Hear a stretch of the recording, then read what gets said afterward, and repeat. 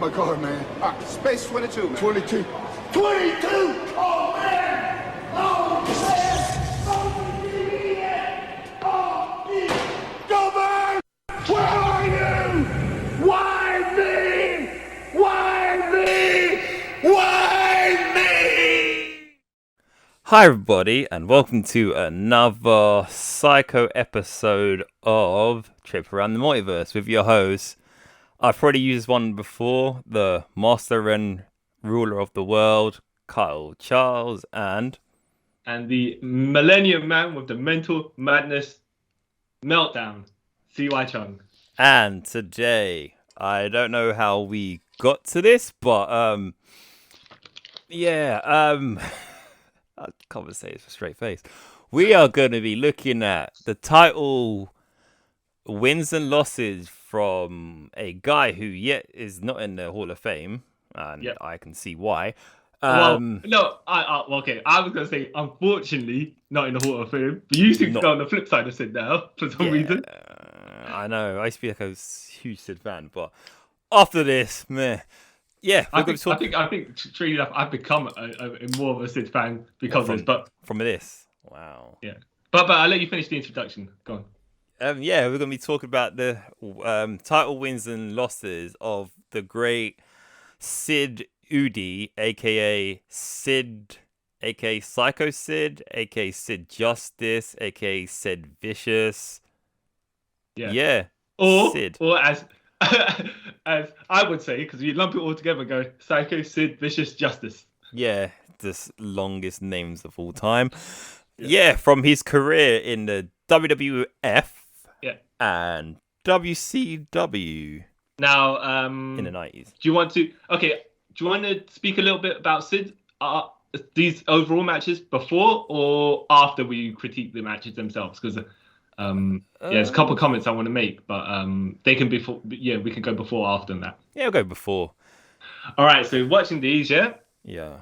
I know you said you were a Sid fan, and suddenly what you were saying when you were watching these matches, then you dropped out of being a Sid fan? No, I didn't really drop out. I just wow, my taste in wrestlers has changed over the years. Yeah, I used to think Sid. He is, by the way, cartoonishly over the top with his stuff. Okay, but as I'm used to watching all these matches, and I'm used to it. I gotta go. You know what? There's a certain charm to it, right? A certain aspect to it, and I don't know if he's the most amazing wrestler because of his awareness of what he's doing. So, say he wrestles, and say you're sitting in the rafters at the top there somewhere, right? Yeah. And you're looking in the ring. You can see every single action Sid's making. Yeah. He's quite animated. So is he doing it knowingly to make the people up there, get their money's worth? Or is he just so hammy that he just naturally is that, and no matter where you sit, he's just going to be that way? Yeah, that is a dilemma. Yeah, that's what I'm saying. He's either a genius, or he's just complete opposite of a genius. We don't know which way he goes. Yes, true. You don't know what side of the spectrum he's actually on. Is he good or bad? Because I have to say, his facial expressions as well add to the story of that's being told. But I don't know if just simply because he's just being himself, and he's just not super. He's just like doing it and mugging the camera, or he wants to make sure you can see every single action is taking something out of him. It hurts him and all that stuff. I'm like, you're on that 50-50, Sid. You're on that perfect 50-50. I don't know if you're good or bad in the ring. That's true. I never thought of it like that. Yeah. The more I think, this guy might be the most amazing guy. It's true. He might not be. Genius. Yeah. He's like Nicolas Cage. You don't know if he's good or bad. Yeah. But don't get me wrong. Like Sid's look, is amazing. He's like the real life version of Sabretooth. But I don't know. He's okay. So, like you're saying, he's got the look for it. He's got the size, the physique, the build, right? Yeah. And he's got the face that matches his character. Yeah. Okay. And his facial expressions, movement, his charisma, and all that stuff. He's got good out of ring stuff. Okay. Yeah.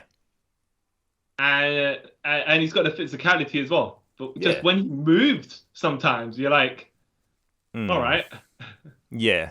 it's over the top, but it actually works with his character. Yeah. So yeah.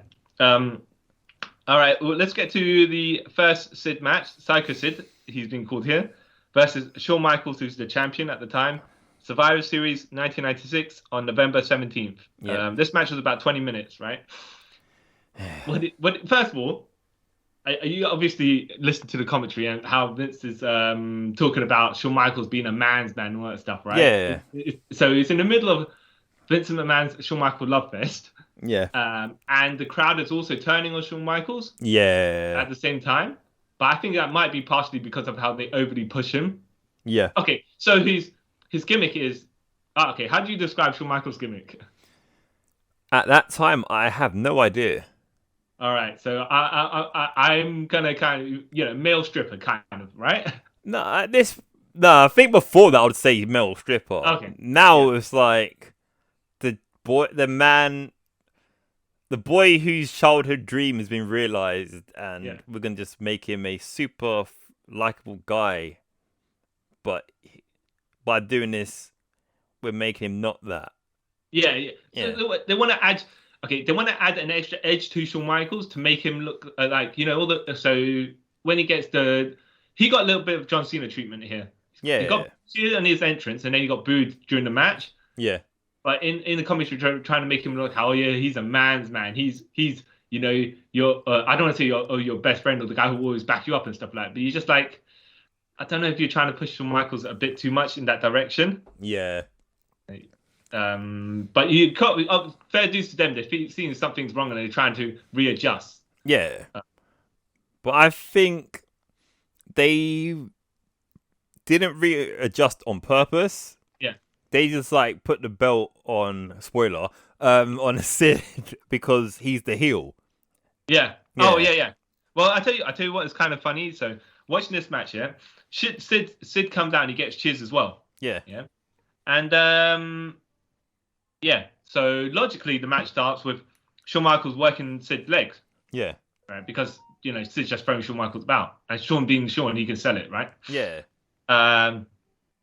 But yeah, they go outside at one point, and Sid's just fist bumping the fan. Like he knocks Shawn Michaels down, he's fist bumping fans. I'm like, you're the heel, Sid. You should be slapping their hands away. Yeah, But, it's one of those things like, okay. Yeah, I think that's point is one of those things where you're like, so who's meant to be what going on here yeah, because it's not like one of those where Hogan and The Rock had the match and they kind of switched allegiances and switched back during the match. Yeah. When they kind of stuck to the script here, but you could see by Shawn Michaels' actions in the ring, he wasn't happy about it. Yeah. It's weird when you say I can see the arrogance just go through the guy that he's just completely disliking getting booed. Yeah. And he's just got these face movements and body language where it's like, screw you people. Yeah. You could tell. Yeah. This was also the match where you've seen a picture of Shawn Michaels do the upside down headstand. Yep. Yeah.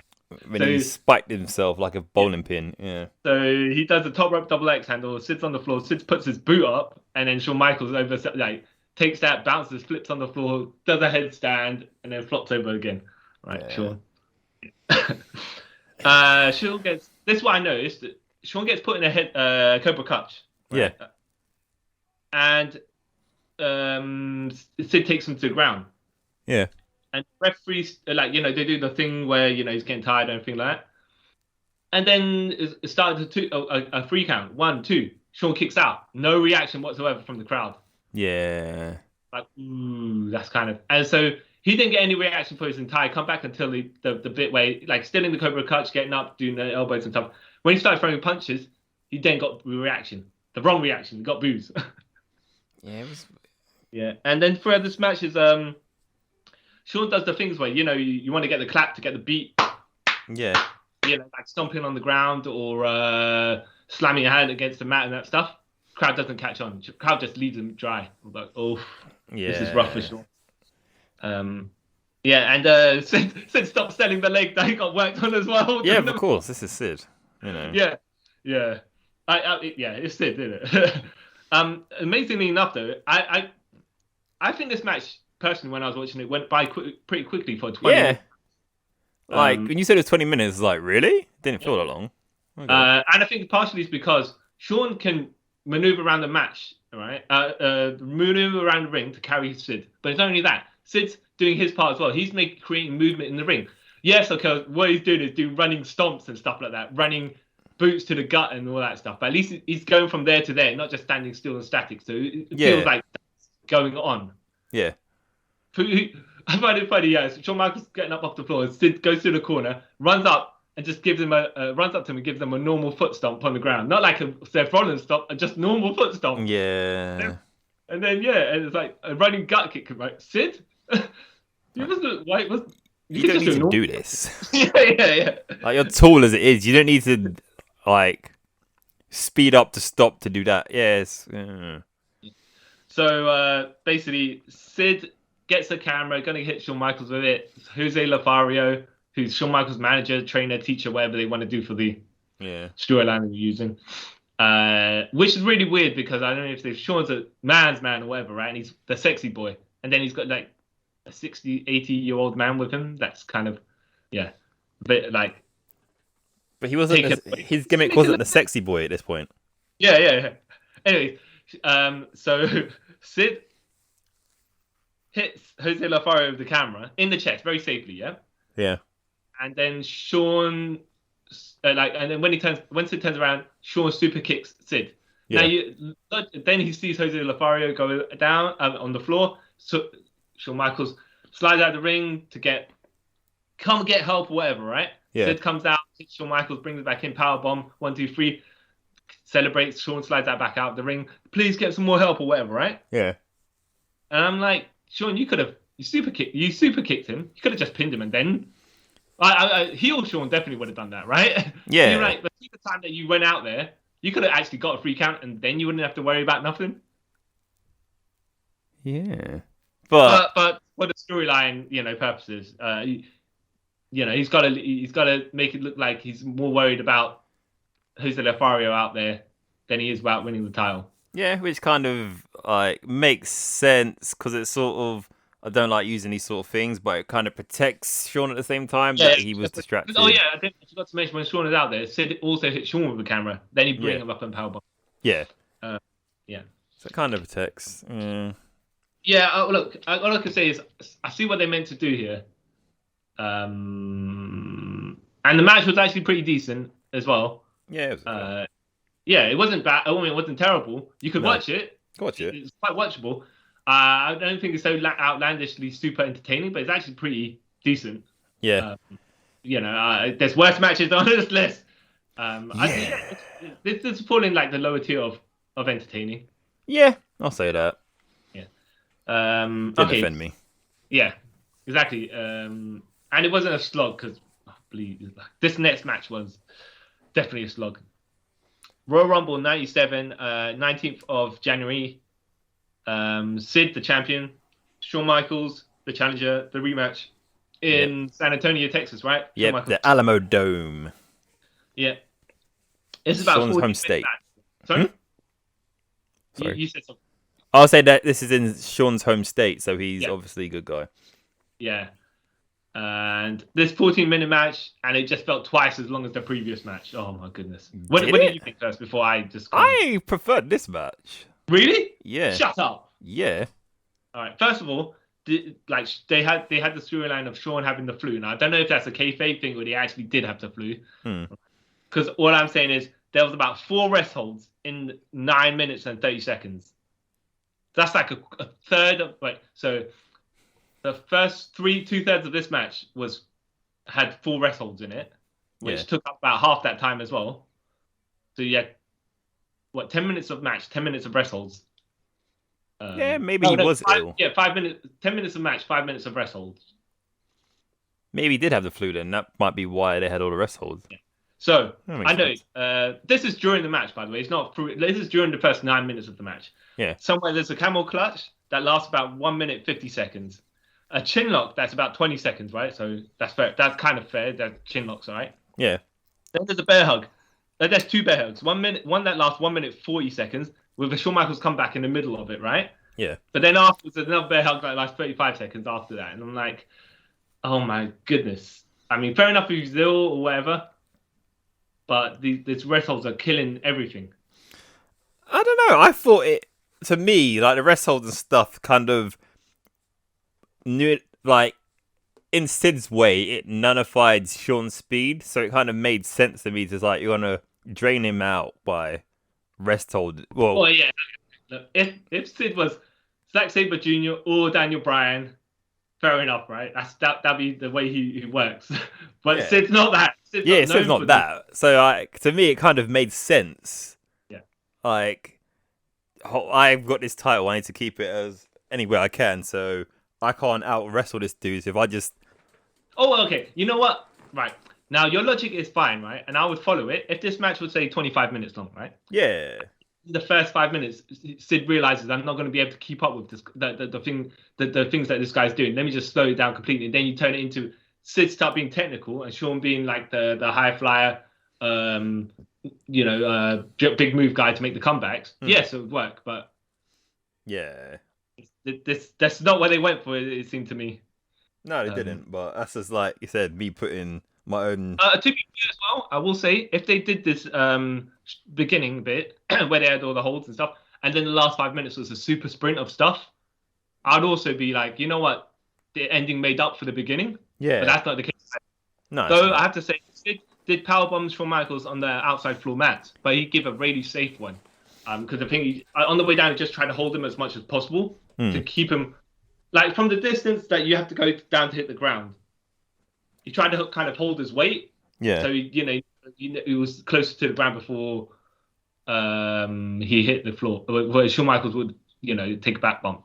Yeah. But then later on, Shawn Michaels uses the camera on Sid and then hits the super kick on him 1, 2, 3. And wins the title back for the second time. Yep. I will say the reaction that Shawn Michaels got in this match was better than the previous match because it is in his home state. So of course they're going to. Most of the time, 99% of the time, you do get cheers in your home state. Sometimes you don't, right? Yeah. But yeah. You're saying it was better than the previous match. Yeah, because they had like the 2 ref bumps, which I thought were pretty cool. And the finish, because I like the super kick that Sean did was pretty cool because it looks like he slipped at the same time, so it looked kind of like last ditch effort sort of thing. You know what I have to say as well. Give props to that. I mean, some people might be like, "Oh, look, he marked it up, or whatever." But I follow your logic on it. Also, Sid's tall, Yeah. right? So when you get your leg in that, like when you have to kick that high, your other foot might slip off the ground as well. It just made it more authentic in a way. Yeah. So that made it better. I'm surprised at how much I didn't like this match, and it's a Shawn Michaels match. So Again, I don't know. I prefer this one. I don't know why. I just prefer this one a bit more. yeah, maybe because maybe you're like, oh yeah, let me fall asleep. Let me wake up. Oh, I'm still in the same rest hold. No, it's like I don't know. I felt more gripped. Yeah. I don't know why. Okay. Well, maybe the crowd. Like to be fair, maybe the crowd reaction kept you in it. But probably. They didn't keep me in it. And crowd reactions can make or break a match most of the time. Yeah. So, all right, on to the next match. Sid versus Bret Hart. Bret Hart being the champion here. This is on Raw, 17th of February, 97. Now, before we go to the actual match, this is a good, like, there's many storylines crisscrossing here at this point. Yeah, man. Bret and Austin were having problems, okay? Yeah. Stone Cold Steve Austin eliminated... He got eliminated in the Rumble. He came back in and illegally eliminated Vader, Undertaker, and Bret. Yep. And because the referees didn't see, they said that Steve Austin was the winner. So he already made beef with about three other people there. Sid losing the title. Here. But Sean gave up the title because of his quote-unquote leg injury. We don't know how legit that is, right? So isn't it like a thing where he's pretending like to be all injured, and then they caught him at like a house show doing like backflips off of the turnbuckle? This is Shawn Michaels, but this is 90 Shawn Michaels. That's all I can say. Yeah, when no one really liked him. Yeah. So Sid's like number one contender, but not the champion, because they could have just returned the title to him, but they're like, let's make something of it. Yeah. So Sid said who was going to have a problem with having a number one contender. So they have the pay-per-view in February called Fatal 4-Way, which is very effectively the last 4 in the Rumble, but you can do pins and submissions within it. Yep. Vader, Undertaker, Stone Cold, and Bret Hart. But people have got to be eliminated. And everyone was eliminated in this case, because no one got pins. Stone Cold couldn't stop himself trying to eliminate Bret because Bret eliminated him. And so Undertaker was about to tombstone Bret. Stone Cold come back, he grabbed Bret, pulled him over. And then, because Bret landed back on his feet, not in the inside of the ring, Undertaker and Bret just both beat up Austin while he was on the out, while Austin's on the apron. And then Bret took a step back to let Undertaker deal with Austin. And then as soon as Undertaker turned around, Bret clotheslined him and won the title. Yeah. Which was quite funny. Not quite funny, but it's like, oh, okay, that's Bret. That's what he did. But this is also where Bret's starting to turn heel as well. Because he's moaning about how WWF has been unfair to him and stuff like that. Yeah. This is when he's started to make... Because at the... Is it later? No, it was at WrestleMania the following year when he... The double turn, isn't it, right? No, this the WrestleMania that is a month away from this one. Oh, this so this is the slow Yeah. Build to him turning, isn't it? Yeah. Yeah. So then, Brett's champion, and Sid gets his rematch on the Raw the next day, which is this one, right? Mm. And throughout this Raw, Stone Cold's just like they're gonna start the match. Brett gets attacked by Austin. Then Sid tries to get in there, and then Austin chop blocks Sid as well. And so now Stone Cold's already created an enemy with Sid on the side now, right? Yeah. And then the match gets called off until later on. Yeah, so midway through, they're going to have the match again on the Raw. Except that Stone Cold attacks Brett in the back. So the match gets called off, and it's going to be the main event of the show. It was so much fun. Yeah, well, that's what I'm saying. This is a masterclass of our crisscrossing storylines. Yeah. Done well. Because somehow Undertaker's number one contender, could never figure out why, but that's probably because he was the last person eliminated in the Fatal 4-Way with interference. So he was disputing that, and they're saying the winner of this match has the match against Undertaker at Royal Rumble, WrestleMania, which makes no sense, but okay, cool. Yeah, but no, but what it is like Undertaker doesn't really doesn't have to care about who wins this match or not. He's getting his match at WrestleMania regardless. Yeah. So, but he could have interfered if he wanted to. However, Austin interfered in this match because he wants Brett so much. And the only way to get Brett is to make him lose the title, because if Brett wins the match and stays champion, then Brett's going to fight the Undertaker. So it was like, okay, fair enough. And I like this match actually. It's 12 minutes airtime. I don't know if there's a break in between or anything like that, but I think there is, because I remember before the match they said something like, "Oh, we're gonna have our last commercial break, so we watch the match and fill it in its entirety," and then they go to a break in it anyway. They go to some sort of break, but I don't know if that's a commercial break or that's like an advert break for their whatever, the next, the small little ads for their next events. No, it was like a Nike advert. Oh yeah. So I was confused. I was like, oh no, but what I mean is it's not one of them, massive 5-minute ad breaks that's usually in the middle. Yeah. It was like a 30-second one or whatever. Yeah. Sid's been his usual over-the-top self, and Brett is being his usual technical self. Sid did surprise me by doing the second rope leg drop. I did enjoy this match actually as well. Yeah, it's pretty good. But watching these 3 matches, right?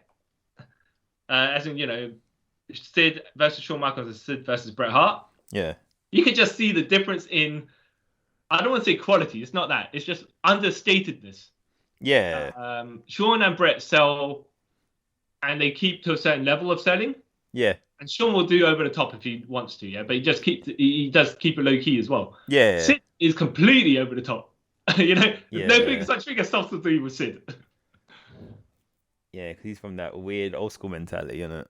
Yeah. So Austin comes to interfere. Sid steps outside. I think he clotheslines Austin. Yeah. And that knocks him towards the chair.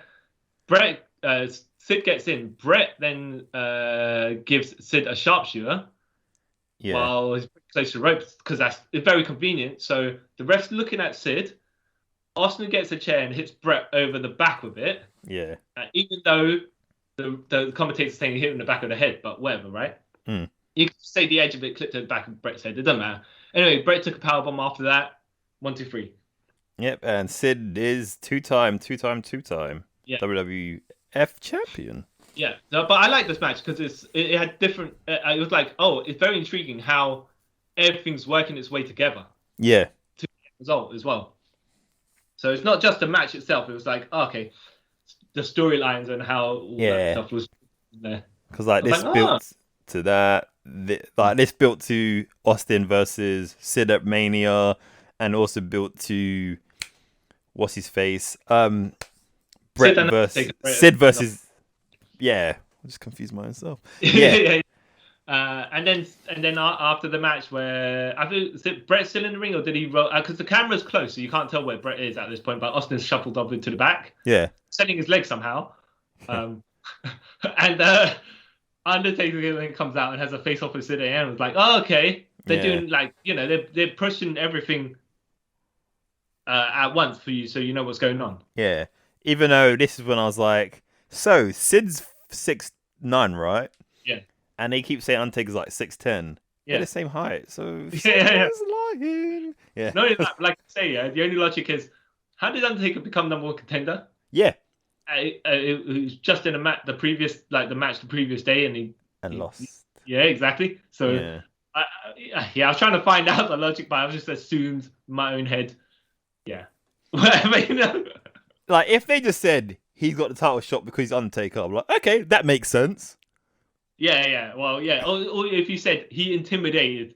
Yeah. Because he didn't like the way he was eliminated. He's basically intimidated management until he got it. Yeah. And you're like, I'll buy it because it's Undertaker. Or even they said, oh, we're giving him the number one contender spot because in the next match they say it, like he's never lost at WrestleMania until this point, so he has a title shot. I'd even bought that. Even though it's like the most furthest leap ever, but they don't say. But what did you think of the match overall? The whole Austin thing made the match for me, so I did enjoy it. Yeah, I enjoyed it. Probably one of the better one of this. Yeah, definitely. Thing. Sid versus Undertaker. Sid being the champion now. WrestleMania 13, 23rd of March 97. This match was 21 minutes. It was a no DQ match. Even though they didn't even use no DQ anything really. There was something at the end, but that's not any of the two participants doing it. Shawn Michaels on commentary. Brett, fresh off beating Austin, comes out, mouths off. Yep. To incentivise his heel turn. Yeah. Yeah. Saying Sid doesn't deserve it, Undertaker doesn't deserve it, Shawn Michaels especially doesn't deserve it because he's faking his leg injury. Yeah. And then Sid just powerbombs Brett. Yeah. Okay. I was like, all right. I was like, so much going on, but okay. Probably got, there's reason for this. Yeah. I have to give props to Shawn Michaels because, as well, as much as he dislikes Brett, he's mapping off about Brett on commentary. He's trying to give his props to Undertaker and Sid on commentary. But this is Shawn Michaels, so I don't know how much backhanded compliment he was doing at the time. Like, how much of it was genuine and how much he was saying it to poke fun at them. It's true, isn't it? Because I know this at this point as well, he's not a heel yet either, is he? Yeah, he's still on his leg injury, quote unquote, Quote unquote, doing backflips the night before. But yeah. They're basically two big men trying to do big moves, like jumping top rope stuff, and which wasn't bad. But it wasn't great. Yeah, exactly. I mean, Undertaker and Kane would have a much better match the next year, isn't it? Yeah. Exactly. I watched this match. I didn't like it. Yeah. It was all right, but it just was like something was off key about it. Yeah. Like I remember watching this and I was like, yeah, this is probably one of my least favorite WrestleMania main events as well. Now it might be for the people in the crowd who just saw Austin versus Brett, great match, yeah. Yeah. And you come to this, it's probably that where the reactions kind of tapered down because they're like they already expended themselves. Yeah. Well, we're watching this fresh, so and even then we couldn't get into it. So yeah. The other thing of note is Sid reverses a tombstone on the Undertaker and gives Undertaker a tombstone. He kicks out of it. Yeah. Brett chair shots Sid at some point, like towards the end of the match. JR makes a weird reference to the film Twister. Which hasn't aged well. Yep.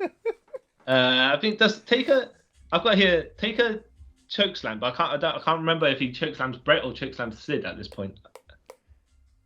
I can't remember either. Wait, did I put my nose? Yeah.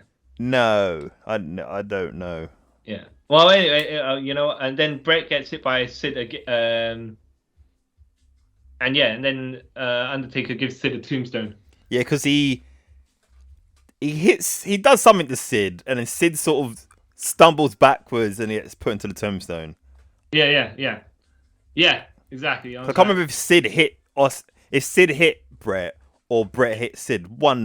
Either way, that's what happens. Yeah, as we're like, okay, I'm gonna say but I just kind of at some point just stopped paying attention. I wrote notes, but mentally I've checked out. Yeah, same. That's what it was. That's why I'm like, I can't remember who did what exactly. It was like, it's just matches, and they're trying. They're trying, yeah. Yeah, with their top rope moves, because trying to make it spectacular, but it's just like, yeah, Yeah, pretty much. Exactly. So this is when Taker won the WWF title for the second time. Okay. So now on to WCW. Yeah. So before that, basically after this, Sid got in a feud with someone. It didn't work out, and then he left the WWF,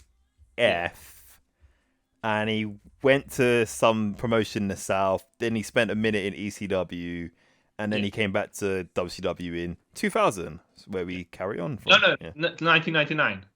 Is it 1999 he comes to it? He come back in 1999, yeah. Because he was talking about being the Millennium Man. Yeah. So he's So when to turn the Millennium hasn't happened yet. So, but his gimmick is that he's the Millennium Man, supposedly. Oh. Yeah. Oh, for some reason I keep thinking like Ben Warren that joined WWF in like 1999, but my bad. No. I think they left in the beginning, at the end of 1999. It's actually the beginning of 2000. Yeah, that makes more sense. So Sid versus Chris Benoit for the US title. Chris Benoit having the US title at this point. Full Brawl 999, 12th of September. This is a 12-minute match. It was all right. I thought, being the intensity that both these guys... Well, okay. Benoit legit having intensity. Yeah. And Sid visualizing intensity with all his movements. I'll be like, okay.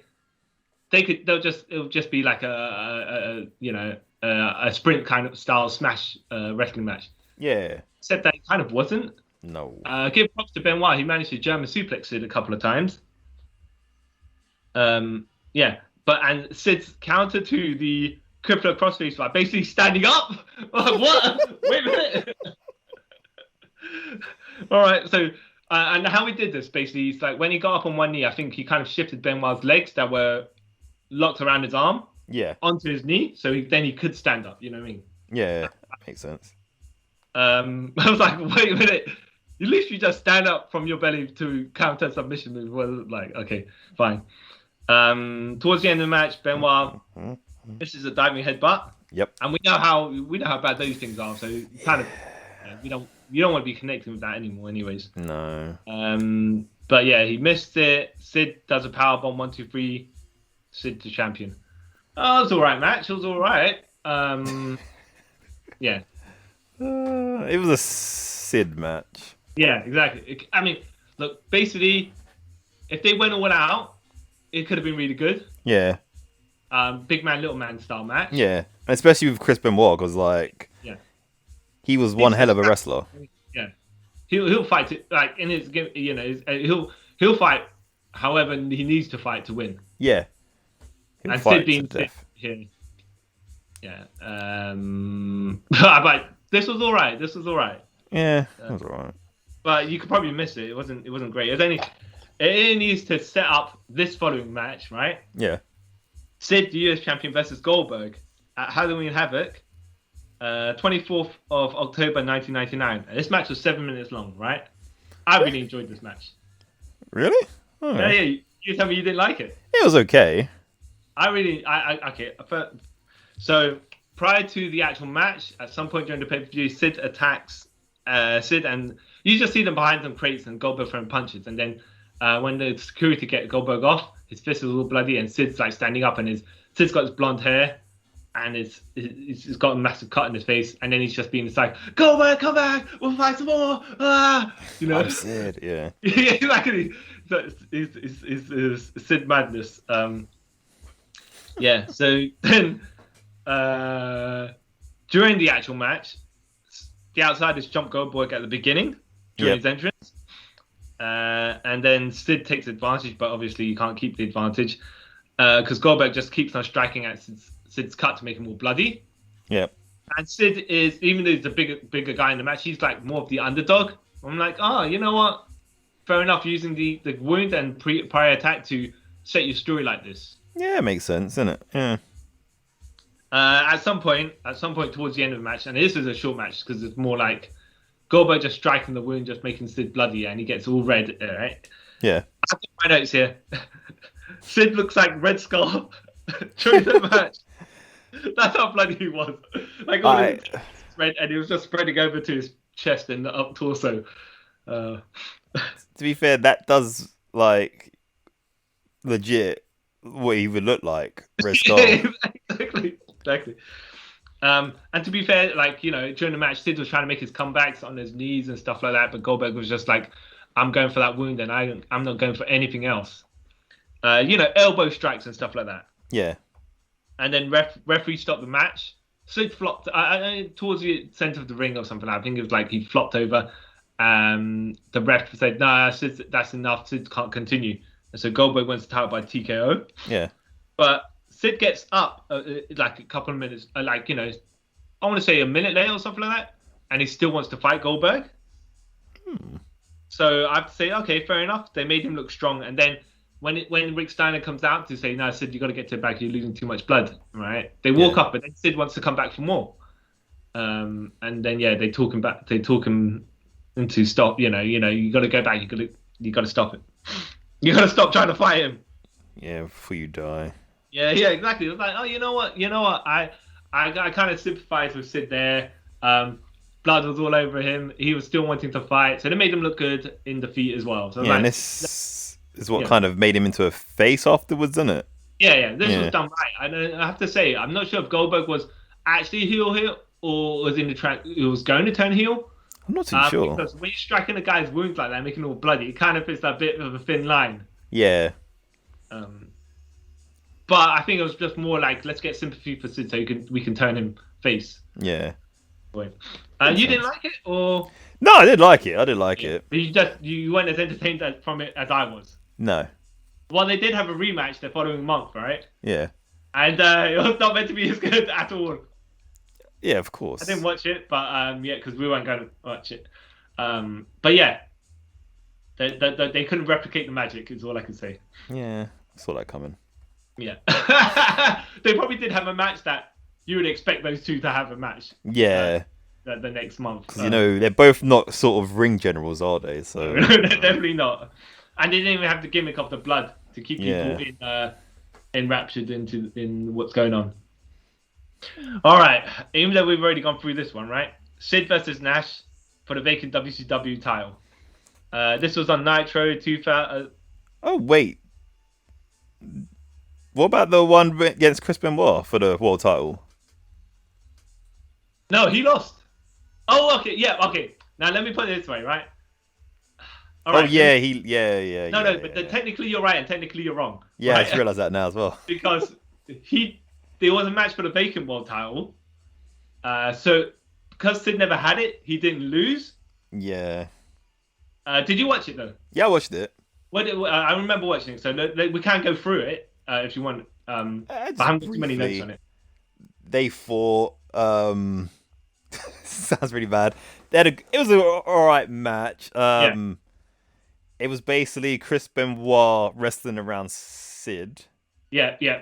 And really, literally, and then surprisingly, Sid tapped out, which I didn't see. I didn't think I'll see that coming, but from the crippler crossface.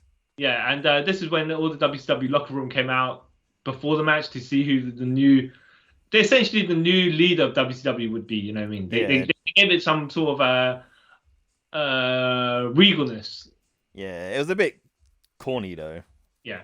At the same time, there's also how they protected Sid when he tapped out. Is because he's so damn long, right? His foot was underneath the rope when he tapped out. But I don't know if they did that on purpose, to just in case Chris Benoit was going to leave, and they weren't 100% sure, or do you think he just happened to be in the position? They're like, oh yeah, let's use this. I think it's one of those things they stumbled into by accident. It wasn't planned. So I remember, I thought it was last I remember, it was quite a decent match, but you're saying it isn't actually that good? No, it's a decent match. It's probably in the top 3 of these matches we watch, but because of what happens. You're saying when you watch it, you can see how limited Sid is. Yeah. It exposed him, essentially. Pretty much. Like, the most interesting thing about this, it sound really bad, was at the end when Arn Anderson at the end of the match, to go backstage, and Arn Anderson kind of like says, "Chris Benoit, you deserve this," blah blah blah blah blah. Yeah. And then Nash comes out and goes, "Whoa! I'm commissioner now, so you better enjoy that title because tomorrow I'm gonna make your life a living hell." But then Chris Benoit doesn't come tomorrow. Yeah. Which leads us to this here, where magically the title's vacant again somehow, and Nash decides to slot himself as a number 1 contender. I can get why Sid's the number 1 contender because it was in the previous match, Yeah. But Nash decides, because he's Nash, just to do Nash style things. Now, prior to this, Sid had a match on Nitro with one of the Harris brothers, Don or Ron. It doesn't matter which one because they're both twins, yeah. And they don't really have anything to do with the major story, but. They come out. Sid comes out. Sid attacks one of the Harris brothers right away. And I'm like, Sid, you must be a genius. You have to be a genius because they're identical twins and you knew which one to attack right away. Yeah. You didn't even get the wrong brother. You got the exact correct brother that you're meant to be having a match with. That would then allow you, if you defeat him, allow you to have a match with Nash for the vacant world title at the main event, at the final match of the Nitro. Now, I'm not sure if you watched it because you didn't need to watch it, but I watched the match just to see. Went great. Yeah, I saw the highlights. I was like, I had to see the shenanigans because, as we did, right? One of the Harris brothers. Okay, so he beats up the first Harris brother. Yeah. And then the second Harris brother's in the ring. So then he started to attack Sid. I'm like, wait a minute, but you're attacking your twins outside there. You're attacking Sid inside the ring. And fair enough, that brother hasn't, the one that Sid beat up on the outside hasn't attacked him yet. But the referee will then assume you're the correct brother. Later on, though, after that brother's attacked Sid, the correct brother then attacks Sid. And like, okay, but you can't both attack him, Sid in front of the referee because that's a DQ. Mm-hmm. Right. But then they do the twin magic shenanigans where I think the one Harris brother takes a choke slam and rolls out, the other one swaps the place, and then Sid powerbombs him. And Sid advances. Except... Yeah, so we're going to go use that for now because that relates to what happens on Thunder afterwards. But, so Sid powerbombs that guy, gets the number contenders match, moves on, right? Yeah. Nash versus Sid. WCW Executive Committee mandated this match, right? That's what they're saying. Mm-hmm. That explains why Sid's there, right? Slightly. I don't know how it explains why Nash is there, but Nash being Commissioner Nash can simply decide that he wants to be there, apparently. Which makes no sense when you think about it in, like, logically. Yeah, could have just decided to award himself the title, literally, if he wanted to. Which would have made more sense. Well, alright. Anyway, Nash outlaws the powerbomb here. Yeah. Because in real life, probably he didn't want to take a powerbomb. But oh my goodness! After we finish speaking about this overall, because it'd be Sid versus Nash for these things later. There was actually I'll do it now. There was a powerbomb match between Sid and Nash. Okay. Yeah. So the winner. I remember this. Is the person who powerbombs the loser. Okay. Yeah.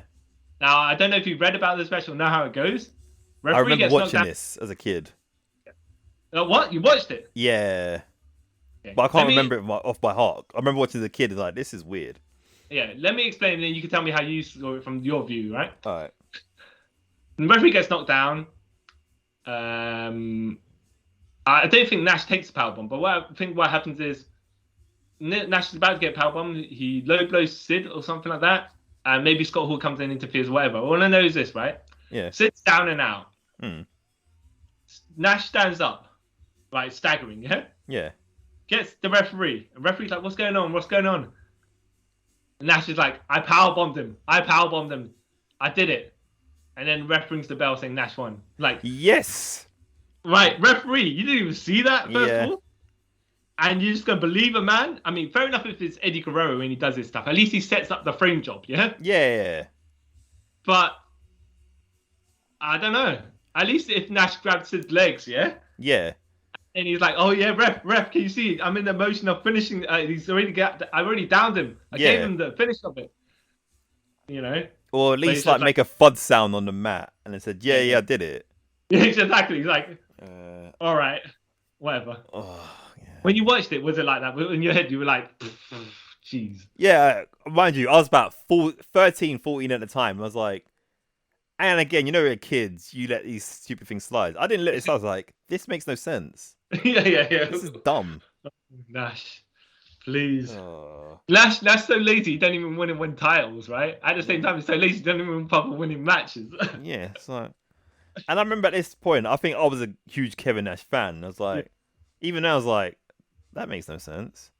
Yeah. So getting back to the actual match with the vacant WCW title, which was about 6 minutes long. Nash not doing bad a self job to make Sid look strong. Actually, I think he's kind of half bothered, right? Yeah. And then at some point when Sid's got the advantage, Jeff Jarrett comes out. Yeah. Sid knocks Jeff Jarrett away, grabs the guitar, and hits hits Nash with the guitar. Yeah. 1, 2, 3. Sid's new champion. Right? See, I liked that though because then he let it on the floor and pretended that he got hit with the guitar. Yeah. And I was like, that's clever. Yeah. Which one of these guys actually thought about this? I mean, like, because that's a pretty clever ending. Yeah. But, so Nash being NWO Silver at this point with NWO Hall, 2000. Yeah, with Jarrett, Scott Hall, and Scott Steiner. And Bret Hart. Oh yeah. But I don't think he was with them at this point. I think he'd left by this point. He had to have left by this point because he vacated the title. Yeah, you might be right. And the Harris brothers technically a part of this as well. Yeah, exactly. Yeah. So it made sense why Jarrett came out, by the way. Yeah, I'm just explaining. It's not randomly come out for no reason. Yeah. However, it's just like this match was. This is for the greatest prize in your professional company. Yeah. Yeah. And it's a 6-minute event with a bit of shenanigans. It's like, okay, fine. Yep. But then later on, they start doing some more shenanigans with the title. And it's just like, well, this is devaluing the title. So, all right. Yeah, so WCW's gone on WCW. That's exactly. So we get to Thunder, where Nash then strips Sid off the title. Thunder being on the Wednesday, 26th of January 2000. Strips Sid of the title because he basically said, you pinned the wrong Harris brother. Yeah. Because then they show footage during the break of Nitro where the Harris brother tells the referee he pinned, not him, and then they counted Sid out. And then, like we were saying before, during Kevin Nash winning the stuff, going for a Nash title matches, why didn't Sid just come out like during that? It just didn't make sense. And why did Kevin Nash then still allow the match to go forward? Yeah, exactly. Yeah. It makes a lot of sense. Oh, then you're like, okay, strip him, but then. Yeah, whatever. So he said, basically, you pinned the wrong Harris brother, so you shouldn't have got to me in the first place, therefore I stripped out and awarded it to myself. What? All right. Okay. And then Sid is having a match first on this very Thunder. Sid will have a match with Nash and Ron Harris. Caged Heat. Yeah. Now, let me put it this way as well. Nash said Sid pinned the wrong Harris brother. When you look at it like this, though, yeah? Nash pinned both of them. Nash defeated both. Sid defeated both of them technically. So he pinned the one guy, yeah? Yeah. Which that's probably he shouldn't have pinned, but he beat him. Yeah. And then officially, he beat the other guy. He beat the other Harris brother. Yeah. I say he pinned the wrong one. He pinned the right one. This is stupid. No. He pinned the guy he wasn't meant to pin, right? But he won the match he was supposed to win. Yeah. So in effect, he defeated both of them. Yeah. So it's like, right. So this is though when you like, I think Kevin and Nash had the book here, but Sid could have just applied the logic of I beat both of those Harris brothers. Actually, So you know, whether I've been the wrong one or not, I beat them and I won the match. Yeah. But no, this is WCW. Yeah. So during this match, which is about 7 minutes long, Sid's like, they're beating up Sid. Sid's the underdog. Nash not doing much. Ron Harris actually doing more than Sid. Like, more than Nash, who's supposed to be the champion and defending his title. But hey, this is Kevin Nash. Yeah. Sid pumps both guys on the comeback. You know, the head pumps. Yeah. This cartoony head pumps where Nash then low blows Sid to cut him off. Sid later on gives a chokeslam to Harris brother. Then he gives a crossface to Nash, who taps out instantly. Almost before he gets to the ground, Nash is tapping. Yeah. Nash, man. I don't know if you're injured or not, but maybe if you were injured, you should have awarded yourself the title because that makes no sense. No. This is, yeah. It's not even entertaining. No. Boring. I don't know how much Nash was, but he doesn't seem to be doing much. I don't know if the Harris brother was in there to take most of the bumps and stuff, but even then, yeah. Yeah, I just Rick boring. I think by this time I had enough of watching Sid matches, which is quite bad because Sid's not actually that bad, but the last two with Nash just kind of killed everything for me. I mean, Sid can be an entertaining man. Yeah. All right, so but luckily we didn't. There's no more matches. Sid gets stripped of the title on Nitro, 10th of April 2000. Yeah. Now this is the thing where all the champions of WCW were being stripped of their titles to restart a new era. Yeah. Bischoff and Russo being the ringleaders. How was that be? Yeah. Well, okay. So do you want to explain the segment, and then we'll rate the segment? Oh, so basically, after all the Hulk Hogan this Hulk Hogan stuff's after, right? When he walks out and never returns. Yeah. But anyway, like basically, they wanted to sort of give WCW a fresh new start. So Vince Russo and Eric Bischoff brings out all the roster and says, "All right, we're basically starting again. So everyone who's champion, handing your belts. We're gonna basically get new champions." And I'm pretty sure, if I remember correctly, hearing this, that no one actually knew this was happening. Oh, really? Yeah. I wouldn't be surprised, first of all. Yeah. Except for like probably Hogan and stuff, because he knows everything at this point. So a lot of them were like, cool, I guess. And yeah, and then this way it splits off into the Millionaires Club and the New Blood. Yeah. Like the Millionaire Club being all the older wrestlers, and the New Bloods, as obvious, is the young guys. Now, just a little bit more detail, by the way. They had Jeff Jarrett in there, US champion. Yeah. And he's introduced, like, he's bigging up Vince Russo before he introduces him. Yeah. Like, all right, the man who helped WWE come back from the dregs of hell because we were defeating them in the ratings, blah blah blah, and stuff like that, right? Yeah. Introducing Vince Russo as the powers that be. So he's Vince Russo the character now as an actual figurehead. Yeah. It's like, oh, come on, Vince Russo, you don't need to be a figure. You don't need to be in front of the camera. You could just be the guy writing in the back. Why do you make it write yourself as a character here? Yeah. Bischoff, I can understand because he's always been there. Yeah, exactly. Yeah. So yeah, Vince Russo. They introduce Eric Bischoff as though he's going to rival Vince Russo, but they hug, and then they're like, okay, everyone, like you say, strip on titles, and Jeff Jarrett on the side as the US champion going. And all the people in the young blood, or whatever you want to say, that the non-rich WCW people, in the ring going, why do we need to give our titles?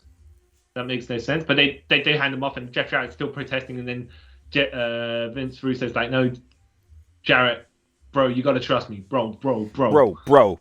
Yeah. But it's fine. It's good that Jarrett had the suspicion. Is like, I've got a US title. I don't want to give it to you. Yeah. But it's like like a little protest sort of thing. But it made sense. Yeah. And that's when you're saying Bischoff walks over to Sid. You got to hand the title to me, otherwise we could fire you. You could beat me up as well, but you could get fired also. So if you don't give me the title, then you're screwed. Whatever you do. Yeah. Right? It's like, okay, Bischoff, you kind of did a Vince there and cut off Sid like at the legs there, so he can't do anything to you because you've got too much. You're too hungry, or it's gone to your brain. But like you said, when they split the roster there to there, you can see who the stars of WCW are. Yeah. And then who because the younger half of WCW was with the heels, like Vince Russo and Eric Bischoff. You're like, right, so I'm meant to be these guys. Except if you're trying to make new stars, you shouldn't have done that. Yep. Because they're not going to boo the guys they do know and now are going to make the money, which is the Millionaires Club. At the same time, you kind if you want to bring up the lower tier people, you kind of make the whole thing kind of neutral. Yep. Because if you bring them up with a bunch of heels, then they're just going to interfere and you know how it is, right? Yeah. When they try to protect everybody. Yeah. So if they weren't not trying to protect everybody, but let's just say you had the guys like, we're going to treat you all as equals, we're in control, so we're the heels section. Yeah? Like Bishop and Russo are the heels, and everyone else in WCW is like, pitted against each other, allegiances and stuff like that. Anyways, the point is that you do that way, and you can bring up the lower tier guys without having, to overly protect the older guys on your roster. Yeah. Because they had Booker T there and Scott Steiner there and Jeff Jarrett, So, who were technically in the middle. Yeah. Yeah, because they're not old, they're not young, they're literally in the middle. Yeah. Well, that's what I'm saying. Like, okay, you could divide it into sections, but no one aligned with Vince Russo and Eric Bischoff. The ways they could have done it that would have made it better. Anyways, that's that angle by itself. And what did you think of the angle? Like as a segment of TV that you're watching, would you say dismissible? No, I'll say it's watchable because this basically sparks the downfall of WCW. Okay. So you like an intriguing watch, interesting watch. If you want to see how the fire starts. Yeah, that's the thing. It's not entertaining. It's not gripping. It's nothing like that, right? It's not even that bad. No. But it's where the tipping point starts. Yep. Okay. All right. Fair enough. To be fair, logically as well, they did strip all the champions. They could have just been like, Sid, we just stripped you of the title. But no, they stripped everyone else. So it was kind of fair. All right. Overall, then, what did what do you think of the entire Sid stuff that we watched? Up and down? Had ups and downs, more downs than ups. Yeah, definitely that. Yeah. And like you say, kind of made you appreciate Sid more, but at the same time, didn't? Yes, that's the nicest way of putting it. I appreciate Sid's physique and his character and his mannerisms, and his explosive entrance where he's fist bumping everyone. But as soon as the bell rings, okay, he's this guy. He's a walking cartoon. Yeah, his chokeslam's awesome and his powerbomb's nothing to write home about. But you know what his powerbomb is kind of clunky, but at the same time, when they hit the mat, they crunch up. Yeah. So it looks devastating, but not in a way because he flipped them up and threw them down hard. It's just because he's half-assed it, and they look like they hurt themselves. Yeah. It's no jackknife. I always prefer the jackknife, but yeah. Yeah. Sid is unique. That's the best way I could put it. Yeah, he is. Would you watch more matches? I'd rather watch more Sid promos. Yeah. Sid's a good promo. Yeah, you watched the match setup stuff, like the microfilms beforehand, right? Yeah, hilarious. Yeah, Sid knows how to overact and underact at the same time. Yeah. He's amazing. He's entrancing is the best way I could put it sometimes. Because he loves to be a ham. Yeah. When something's happened in the ring, right? I remember when Hogan did the Hulk up and Sid stepped back like he's really frightened, puts his hands up, and then he looks at the crowd. He's like, Hogan's like, you, and then Sid's like, me? Yeah. All right, whatever, Sid. Yeah. Better promo. Yeah. I mean, do you prefer Psycho Sid promos or do you prefer his? I want to say Sid Vicious promos because they're kind of there is a difference. Yeah. Because when he's Psycho Sid, his default sound is loud, right? Yeah, I like when he's like sort of really low and gritting teeth. Yeah. He's like, yeah. So when he gets really intense, it's like gritting, like you're saying, gritting his teeth and speaks at a quiet whisper. Yeah. Like he's gonna murder you. Yeah, I prefer that one. Yeah, and then he goes into that that face where he's like laughing to himself. Yeah. You know, wrestling with his own. I want to say intellect, but that's not the one I'm going to. With his own mental demons or however you want to put it. But yeah, when he's Sid Vicious, he's kind of more straightforward. Yeah. But he loves the hand because when Goldberg destroyed his car. No, yeah. And why me? Why me? Goldberg! Goldberg! Like Sid. There's something like it's one of those things where okay. What do you think of Keanu Reeves? He's the greatest actor of all time. Exactly. Yeah. Oh, okay. Hold on. No, he's a great movie star. He's not a great actor. Not a great actor, but he's a great movie star. But I would love to watch him. I'll watch him with whatever he does. Yeah, same. I have the same sort of thing with Sid. Like you were saying about Nicolas Cage as well. It's like sometimes it's a walking train wreck. Yeah. But they have the charisma and all this other stuff that has all the parts to it. Yeah. And you're like, yeah. I don't know if that's true. More amazing one way, but I think he's less amazing if he does it perfectly. Yeah. But did you also know that Sid stands for Suddenly I Dominate? All right. I didn't read that. I think I read that somewhere, but I only noticed that because I think it was his match against Sean. You know when he comes out to the ring and he got his pyro and it says Sid. Yeah. JR said it, and I sat there and went, "What?" Oh yeah, they cracked me up because I thought it slipped out my mind. But yes, you're right. I was like, oh wait. Did they make that up on the fly? Because that makes no sense. Yeah. Oh, do you know where Sid's Bill's from, by the way? Where? Wherever he damn well pleases. Okay. I'm like, oh, jeez. But that makes no sense. Suddenly I dominate. But if he's this large, like, he's a tall dude, so suddenly dominating makes no sense. Yeah. Right. And let me put it this way. You say that, right, as well. And you know about the Four Horsemen, and they're usually about quality, yeah? Yeah. Sid was a Four Horseman at some point. Yeah. But then again, this same team later on had Mongo McMichael. Yeah, exactly. So yeah, Sid's much better than him. So yeah, you know. Okay. Any other comments you want to make about our boy, the psychotic one? No, not just that he should be in the Hall of Fame in every wrestling federation ever. Okay.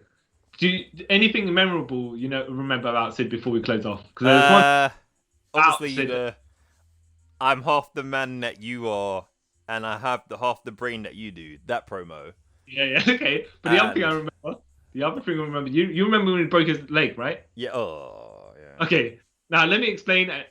Sid went to do a second rope big boot for some reason. Who knows why? Sense. Right? Oh, I know why. Yeah. So he slipped on this landing and broke his ankle, right? And it's WCW being WCW. This is a four-way match, right? Yeah. With Jarrett and Steiner in it. Yeah. And there was a mystery man going to be in it. So Sid broke his ankle.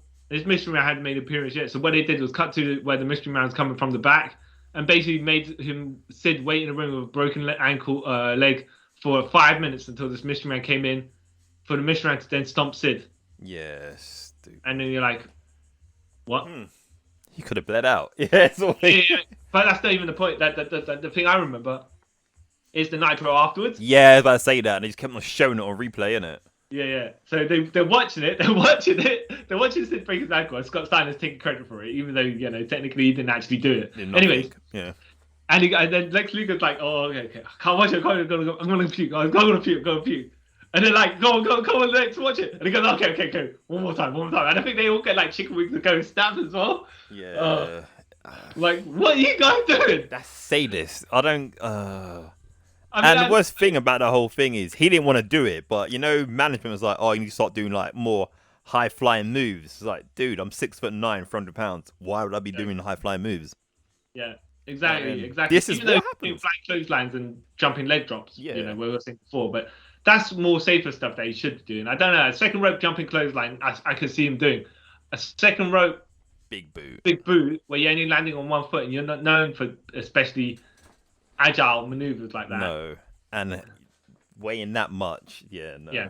And technically speaking, why would you do a second rope big boot as well? Makes no sense. If he did a second rope jump kick like it was a Claymore kick, fair enough. Yeah, or even he turned it into a drop kick. Yeah. We land on his back. Yeah, but no. Yeah. He probably would have taken a front bump on it. In either case, it's just like a second rope big boot don't make any sense. No. But yeah. So Well, he sued them and got money out of him, so hey. yeah, indeed. So we signing off? Yeah. Oh, yeah. I was gonna say Sid loves softball as well. Yeah, man. He's a pro softball player. yeah. I think one time he decided not to have a match, pretend to be injured or sick, so he could go and play softball. Yeah. And I heard there was like times where he would just like disappear for weeks, and it's because he was in a softball tournament. Yeah. It was like in his contract. Like, okay, that's not weird at all. Yeah, well, you know what? In his contract, fair enough, but just to disappear and not say nothing and then be like, oh yeah, because I was loving softball. Yeah. Good on him. All right. I'm the man who, at base level voice, shouts loudly, but then grits his teeth and speaks with quiet intensity. And then, my facial structure collapses into multiple madness, mental health issues. See why, Chong? And I am the man who suddenly dominates, Kyle Charles. All right, that's us signing off for this psychotic episode of Trip Around the Multiverse. Yes. If you're a Sid fan, and I hope some of you are, let us know. And if there's any other not obscure wrestlers, but any wrestlers that you want us to look at their title wins, like we said before, give us a shout. We'll have or top 5 or something like that, Yeah. Definitely not bottom 5 because we'll just probably end up, powerbombing ourselves down our own necks just to stop watching. Which I really did during this. But yeah. Yeah, and share this with your friends, like and subscribe, all that lovely jubby stuff, and we'll catch you guys next time. And thanks for taking the trip around the world with us. Bye. But you know and I know that you're only half the man that I am. And I have half the brain that you do. But we just a weak. They tried to make me look like a